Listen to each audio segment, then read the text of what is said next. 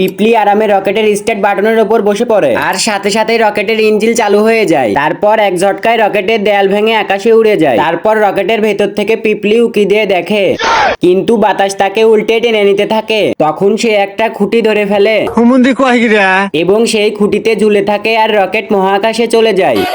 ঠিক তখনই একটা পাখি লিফট চায়, কিন্তু সেটাকে সে মুরগি বানিয়ে ফেলে। এদিকে জাবদুলের ঘুম ভাঙে আর দেখে পৃথিবী পিছনে পড়ে গেছে।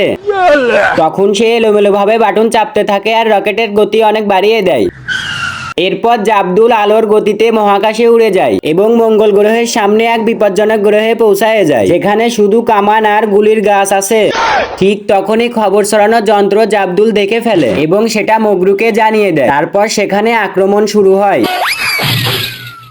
জাবদুল উকি দিয়ে পরিস্থিতি দেখতে থাকে। ঠিক তখনই একটা এলিয়েন তারপর চুম্বকের মাধ্যমে জাবদুল রকেটকে টানতে শুরু করে।